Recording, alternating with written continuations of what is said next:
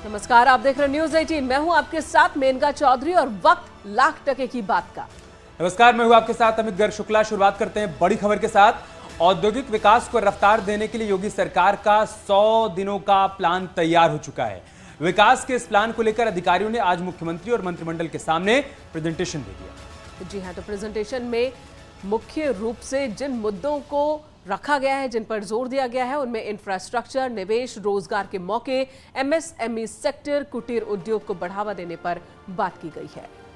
Presentation के बाद औद्योगिक विकास मंत्री नंद गोपाल नंदी ने क्या कुछ कहा है, वो भी हम आपको सुनाते हैं। हमारे साथ में योगी सरकार के वरिष्ठ मंत्री नंद गोपाल नंदी जी हैं। सर, आज प्रेजेंटेशन में क्या कुछ रहा? देखिए, ये प्रेजेंटेशन जो लगातार हो रहे हैं,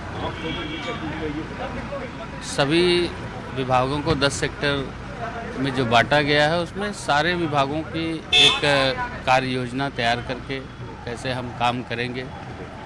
आप देखते हैं दूसरी पार्टी में सत्ता की हपस, सत्ता की भूख, सत्ता का लालच दिखता है। वो ये भी फ्री, ये भी करेंगे, ये भी करेंगे, कह सब कुछ देते हैं, करते नहीं। हमने संकल्प लिया था 2017 में, उस संकल्प को पूरा किया। 2022 में हमें जनमानस ने प्रचंड बहुमत के साथ जिताया। हमारी जिम्मेदारी और भी ज़्यादा बढ़ गई है, तो उस जिम्मेदारी को कैसे हम निभाएं। आज हम सब लोग बैठ कर के सारे विभाग के वरिष्ठ अधिकारी, माननीय मंत्रीगण बैठे होते हैं। जो सुझाव आते हैं उसको नोट करके इम्प्लीमेंट करना है, ताकि हम सबका साथ, सबका विकास, सबका विश्वास सिर्फ नहीं ये नारा, यह उद्देश्य हमारा धरातल पर दिख सके।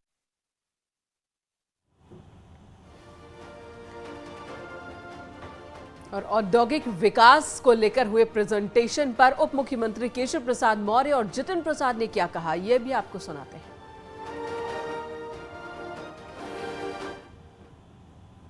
100 दिन का, दूसरे चरण में 6 महीने का, फिर 2 वर्ष का, फिर 5 वर्ष का, और उसमें जो पहले से कार्य चल रहे हैं उसको कैसे पूरा किया जाए। और जो लोक कल्याण संकल्प पत्र के माध्यम से हमने जनता से वादा किया है, उस वादे के अनुसार भी जो काम चरणबद्ध तरीके से हम लोग कर सकते हैं उसको। विभिन्न मंत्रालयों की जो आज चिन्हित थे उसकी प्रस्तुति हुई है, मंत्रिमंडल को अवगत कराया गया है आगे की कार्य योजनाएं और विभिन्न योजनाएं जो चल रही हैं, और 2017 से लेकर 2022 तक जो प्रगति हुई है वो अपने आप में यहाँ देखने को मिली और जनता ने भी इसको सराहा है। और आगे और इसी दृष्टिकोण से आगे काम किया जाएगा।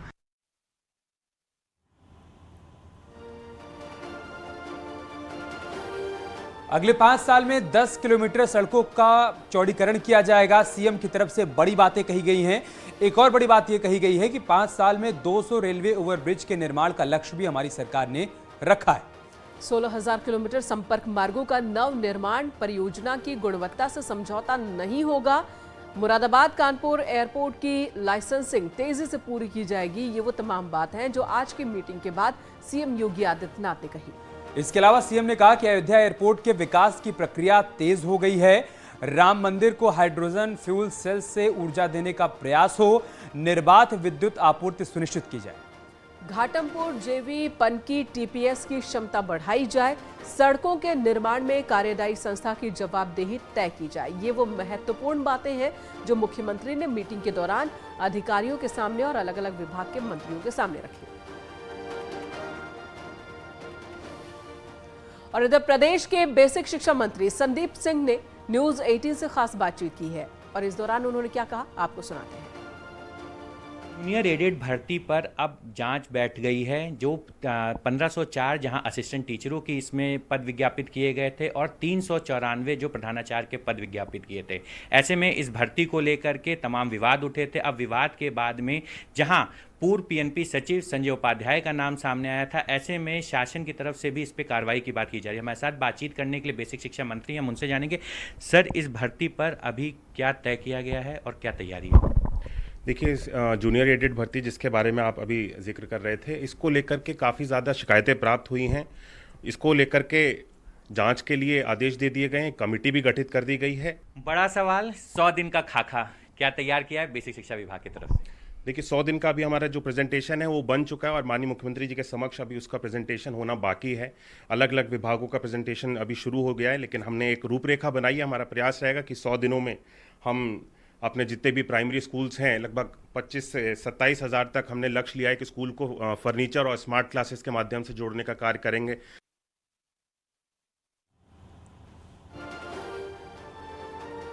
इबादत के लाउडस्पीकर पर विवाद हर बदलते दिन के साथ बड़ा होता जा रहा है। वाराणसी के बाद अलीगढ़ में मंदिर पर लाउडस्पीकर लगा दिए गए और इससे पहले गुरुवार शाम को एबीवीपी की ओर से मकान की छत पर लाउडस्पीकर लगाकर हनुमान चालीसा का पाठ किया गया। मतलब शहर शहर अजान बनाम हनुमान की ये लड़ाई अब तेज होती जा रही है।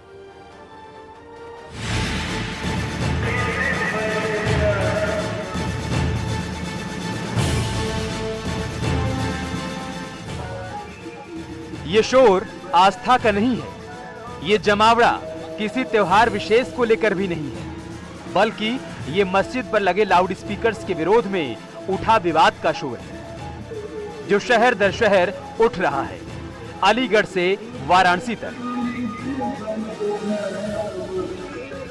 वाराणसी में 13 अप्रैल यानी बुधवार से ही हनुमान चालीसा लाउडस्पीकर पर बजने लगी थी। अलीगढ़ में 14 अप्रैल को एबीवीपी के कार्यकर्ताओं ने मकान की छत पर लाउडस्पीकर लगा दिए और अब अलीगढ़ के प्राचीन गिलिहराज जी महाराज मंदिर पर लाउडस्पीकर लगा दिए गए। तर्क है, हमने पहले ही इस बारे में एक ज्ञापन प्रशासन को सौंप दिया था।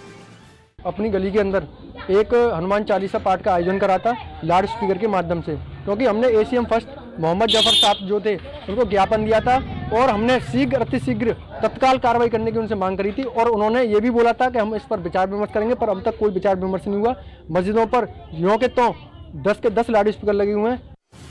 दरअसल एबीवीपी ने 13 अप्रैल को प्रशासन को एक ज्ञापन सौंपा था, जिसमें मस्जिदों पर लगे लाउडस्पीकर हटाने या फिर आवाज कम करने की मांग की गई थी और साथ ही कहा गया था कि अगर लाउडस्पीकर नहीं हटे तो हम मंदिरों पर लाउडस्पीकर लगाएंगे। जिन पर लाउडस्पीकर बजाकर ध्वनि प्रदूषण किया जा रहा है, अगर वो ध्वनि प्रदूषण हो रहा है तो उनको अनुमति है, तो हम लोगों को अनुमति क्यों नहीं है? तो आप लगाएंगे बिना अनुमति के बावजूद? अगर प्रशासन मना करता है तो उसके बाद अगला कदम उठाएंगे।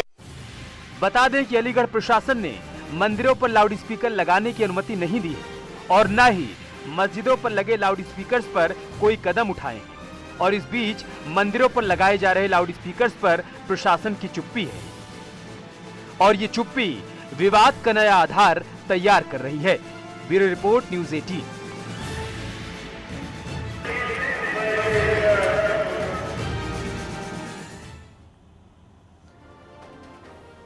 और ये जंग तब छिड़ी हुई है जब प्रधानमंत्री नरेंद्र मोदी कई बार अजान के वक्त अपने भाषण को रोककर मिसाल पेश कर चुके हैं। ये दो तस्वीरें आप देख पा रहे हैं, बीजेपी ऑफिस दिल्ली की तस्वीर है।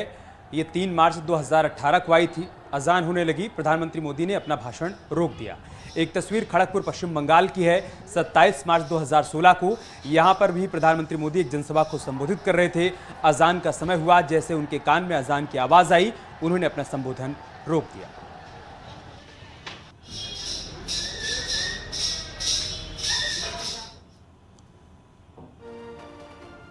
सार्वजनिक स्थल पर लाउडस्पीकर के लिए अनुमति जरूरी होती है।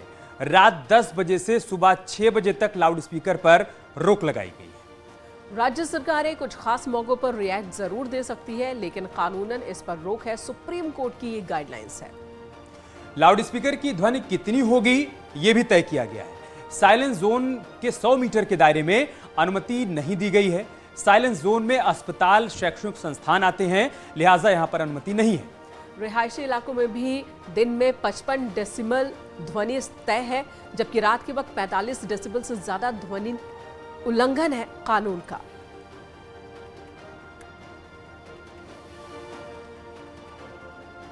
और अब सवाल है कि क्या समाजवादी पार्टी बिखरने वाली है? क्या पार्टी के कई नेता बीजेपी का दामन थामने वाले हैं? यह सवाल दरअसल इसलिए क्योंकि मुख्यमंत्री योगी आदित्यनाथ से एसपी सांसद सुखराम यादव की मुलाकात के बाद कई सवाल खड़े हो रहे हैं।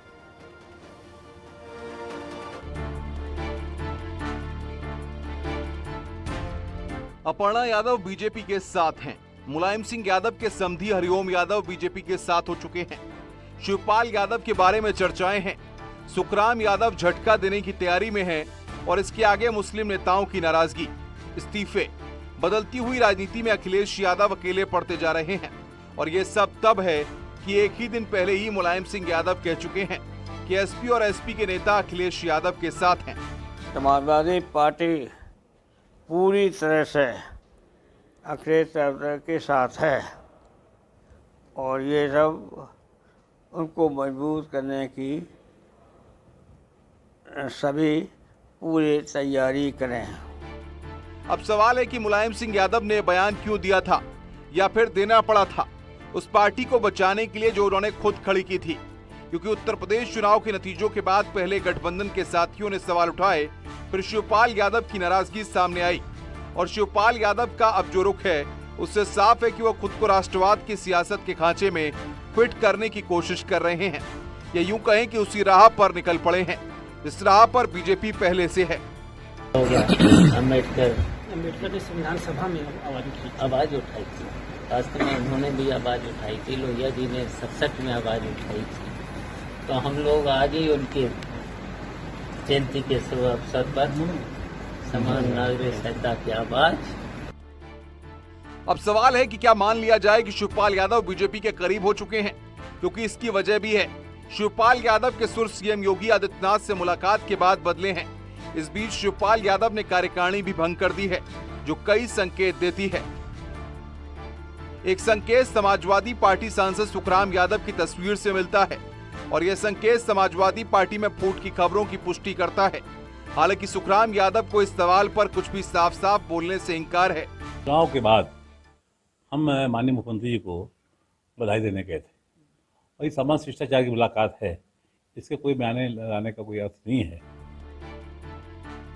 दिलचस्प बात यह है कि अखिलेश यादव से नाराज नेताओं की फहरिस्त में वही नेता हैं जो मुलायम सिंह यादव के करीबी थे।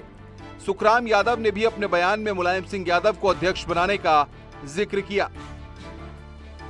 ये बात कही गई थी राष्ट्रीय अध्यक्ष बनने के बाद, अखिलेश यादव जी ने कहा था कि मैं ये चुनाव के बाद ये पद, राष्ट्रीय अध्यक्ष का पद प्रहलाद वापस कर दूंगा।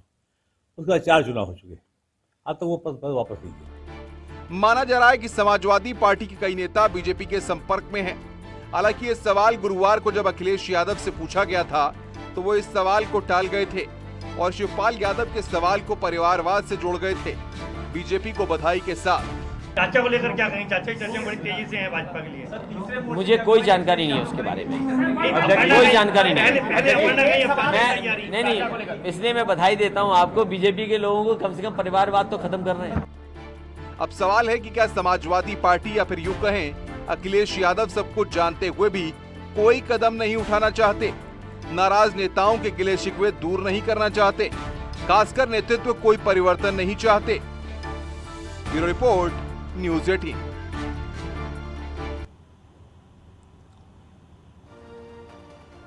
समाजवादी पार्टी में टूट की खबरों के बीच आज लखनऊ में पार्टी मुख्यालय में मीटिंग हुई।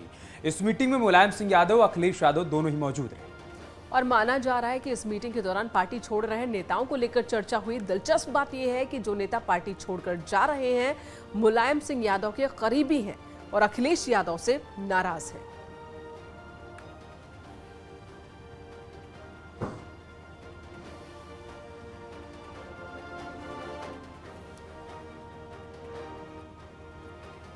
तो पार्टी छोड़ने वाले नेताओं पर समाजवादी पार्टी चुप है, वहीं कांग्रेस छोड़ने वाले नेताओं पर आज पार्टी के राष्ट्रीय महासचिव भंवर जितेंद्र सिंह ने अपना पक्ष रखा है। उन्होंने कहा कि जो लोग गए हैं उन्हें या तो मंत्री और एमएलए बनना है या फिर उन्हें ईडी और सीबीआई का डर दिखाया गया। बड़े बड़े नाम आपने देखे हैं जो पार्टी छोड़ के गए, जो आपने नाम लिए हैं वो बिल्कुल सही बात है। उनको वो गए हैं, वो उनकी मर्जी है। उनको किसी को एमपी बनना है, किसी को मंत्री बनना है, किसी को कुछ और मिलना है, किसी के ऊपर ईडी बैठी हुई है तो या किसी के पास इनकम टैक्स वाले रोज घर पहुंच जाते हैं तो वो भी दुखी होकर दूसरी पार्टी में जा सकते हैं। उसके बारे में तो मैं टिप्पणी नहीं करना चाहूंगा। बहुत सारी दूसरी पार्टियों से भी कांग्रेस पार्टी में जरूर आए हैं। कुछ लोगों को मौका भी मिला है इस चुनाव के लड़ने के लिए भी।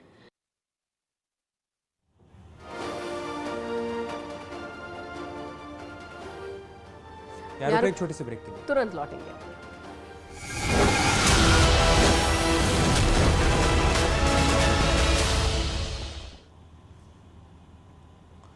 जालौन से एक दर्दनाक वीडियो सामने आया है, जहां पर डंपर बैक करवा रहे युवक पर ही डंपर चढ़ गया।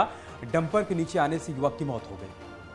तस्वीरों में आप देख सकते हैं, ये युवक डंपर को बैक कराने के लिए लगातार इशारे कर रहा था, लेकिन जैसे ही इसकी नज़र डंपर से हटकर रोड की दूसरी तरफ गाड़ियों पर जाती है, रिवर्स होता डंपर युवक पर ही चढ़ जाता है। इस मामले में टोल कर्मचारियों की सूचना पर पुलिस पहुंची, ड्राइवर को गिरफ्तार कर लिया गया।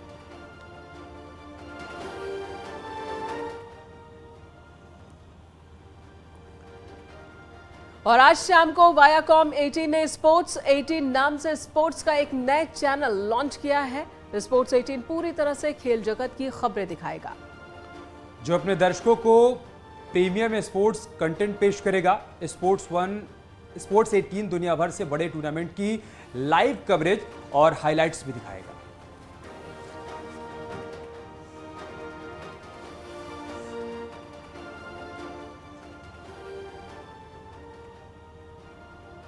एक बड़ी खबर इटावा से, जहां पर शिवपाल यादव का अहम कदम सामने आया है। शिवपाल यादव ने पीएसपीएल का संगठन भंग कर दिया है। जी हां, तो पीएसपीएल का संगठन भंग किया। बीजेपी में शामिल होने के सवाल पर उन्होंने हालांकि चुप्पी साध रखी है, लेकिन संगठन के तमाम जो पद हैं वो भंग कर दिया है। कुछ लोग ये भी कह रहे हैं कि अपनी पार्टी को फिर से एक नए शेप में खड़ा करने की कवायद ये हो सकती है। कम से कम मदद तो करो, आप लोग मीडिया के लोग मदद कर सकते हो। हम लोग तो इस पे काम पे लगे हैं, जैसे मदद करो, कहीं जल रहा है, कहीं कुछ बातें हैं, ये खड़ी हो रही है। वो तो कर नहीं रहे मदद, वो मदद करना चाहिए। आप सब लोगों पर शासन को जगाओ, सो तो कर नहीं रहे। अब यहाँ क्यों इतना घेरे बैठी हो ना? सर आज संगठन आपने सब खत्म कर दिया पूरी तरीके से, तो एक चर्चा का विषय बन गया क्या? नया गठन करेंगे बहुत जल्दी। शिवपाल सिंह यादव पत्रकारों से बात करते हुए एक तरफ वो कह रहे हैं कि प्रशासन को जगाओ, और दूसरी तरफ जब उनके संगठन के बारे में पूछा गया तो कहा उन्होंने कि अभी देखते जाओ। रुकेंगे एक और ब्रेक के लिए, जल्द होगी आपसे।